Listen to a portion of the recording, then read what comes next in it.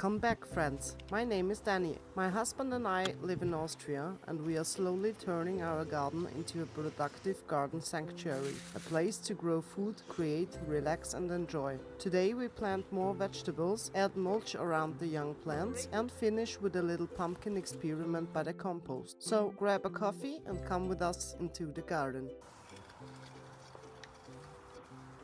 We start today with the jalapeños. But first I have to loosen the soil a little bit. We are planting them out into our field, and I really hope they will enjoy this spot underneath the corn. At the moment the corn is still tiny, but later in the season it should grow tall and give the jalapeños a little bit of shade.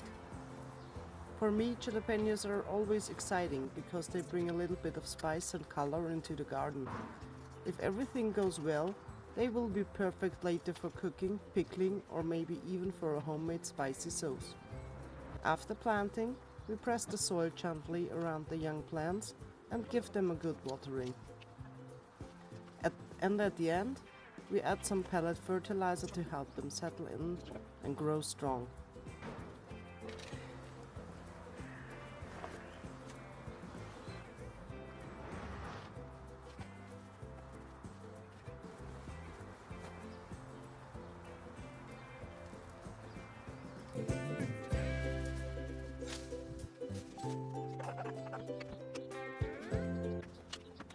Next, we move over to the raised bed, which is slowly becoming one of my favorite areas in the garden.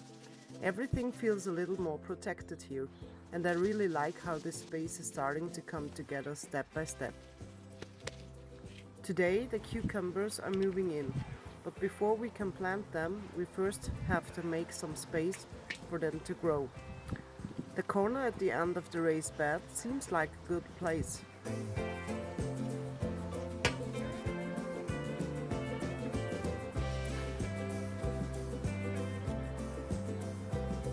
But there are already a few plants sitting there, so we carefully move them and prepare the area for the cucumbers. Gardening is often a little bit like reorganizing your home. You think you have a plan, and then suddenly you stand there with a cucumber plant in your hand and realize, okay, this one needs more room. After clearing the spot, we loosen the soil a little, making the planting holes, and place the cucumber plants into the raised bed.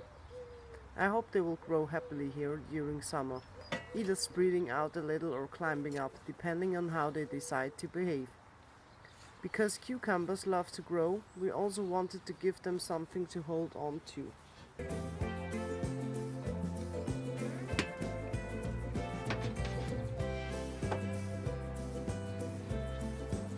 For now, we are using a wooden pallet that we got for free with our soul delivery. So instead of throwing it away or leaving it somewhere in the corner, we are trying to reuse it in the garden. At the end, we place the pallet behind the cucumbers so they have the first little findings, of course. It is not the final solution yet, but it should help them for now. Soon, we want to build a proper climbing frame with a net. Something a little higher and more stable, so the cucumbers can grow upwards and have more space.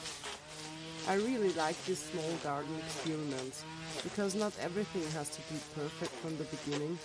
Sometimes you start with what you already have, reuse materials and improve things step by step.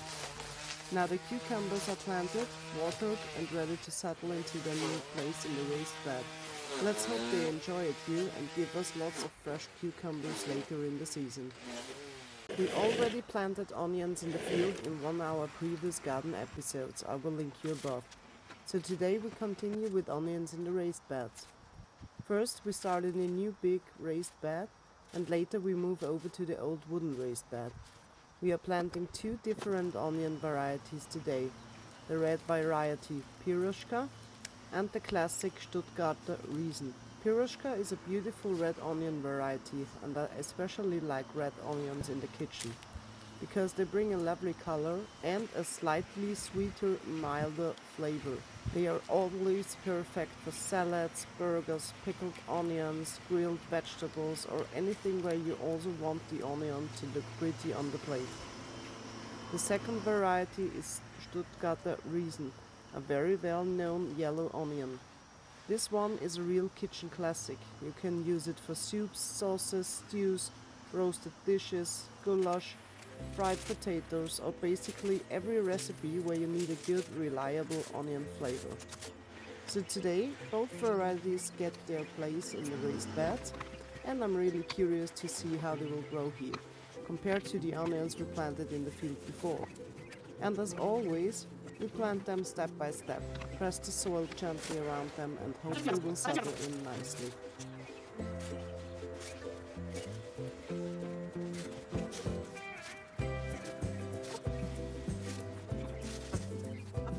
After planting, we add mulch around the young plants. This helps the soil stay moist for longer, protects it from drying out too quickly, and gives the small plants a little more protection while they settle into the new place. And honestly, I also love how much changes the look of the garden. I mean, suddenly everything feels a little more organized, more finished, and more like a real growing space. Step by step, this field is slowly coming together. It is still far away from perfect, but every small layer, every plant, and every little improvement makes a difference.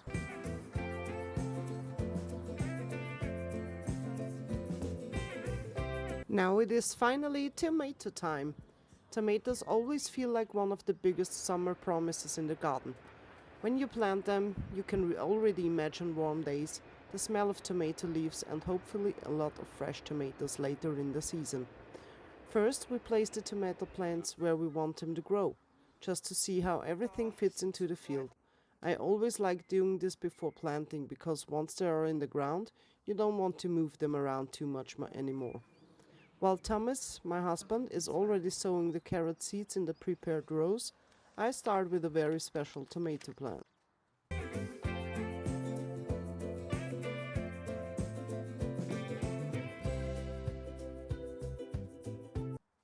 This little tomato came up in the seedling soil where she was not supposed to grow at all. So we don't know which variety she is. She is a little garden surprise, and because of that we gave her the name Misty. Sometimes gardening is exactly like that. You plan everything, label everything, try to be organized, and then suddenly one little plant appears somewhere completely unexpected. And of course, I could not throw her away. So today, Misty gets her place in the field right next to a double German Gold tomato. German Gold is a beautiful tomato variety, and I'm really curious to see how these plants will grow together. After planting, we gently press the soil around the roots and make sure the tomatoes sit nicely in their new spot. Later they will also need good support, because if they grow well, they can become quite tall and heavy.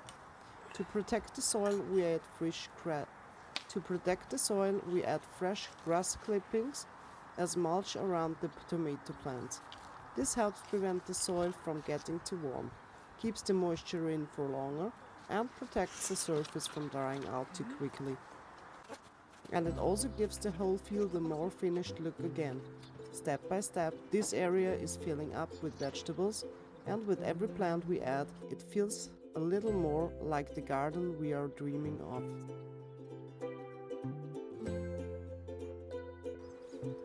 Next, we also add carrots to the field. Carrots don't look very dramatic at the beginning because most of the magic happens underground. But I really love the idea that somewhere under the soil, something is slowly growing and preparing for a later harvest.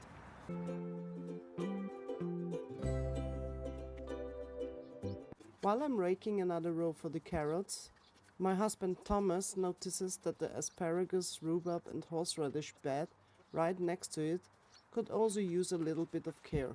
So he loosens the soil there as well and gives the bed a quick refresh. And as always in the garden, one small task quickly turns into three more.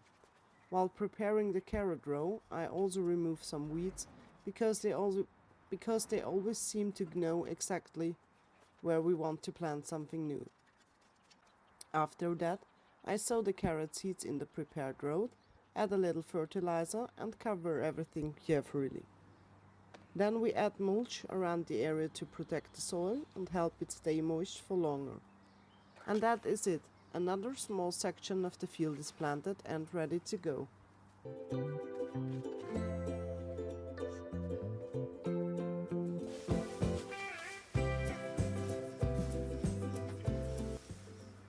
And now we move to the compost area. Under this green material here, which I have to move away first, we have already discovered beautiful compost soil from everything we added during the last 3 months. It is dark, loose, rich and moist, exactly what you want to see when compost starts turning into something useful for the garden.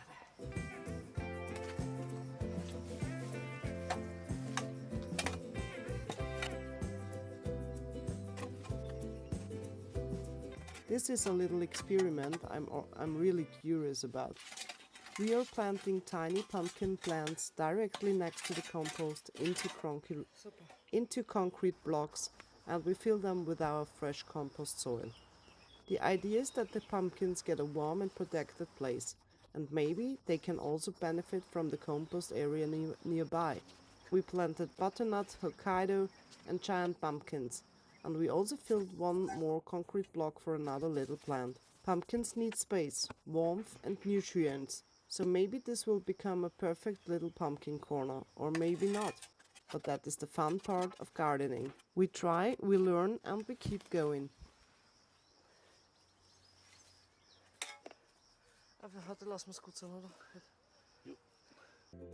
And that was episode 11 of our Let's Do Gardening journey. This week we planted jalapeños, cucumbers, onions, tomatoes, carrots and little pumpkins by the compost. The garden is filling up more and every small step brings us closer to the productive garden sanctuary we are dreaming of. Some things work, some things are experiments, and some things we will only understand later in the season. But that is exactly what makes gardening so exciting. If you enjoyed this video, please give it a thumbs up, subscribe and turn on the notification bell. Thank you so much for watching and happy gardening. See you next time at Let's Do Gardening by Let's Do Cooking.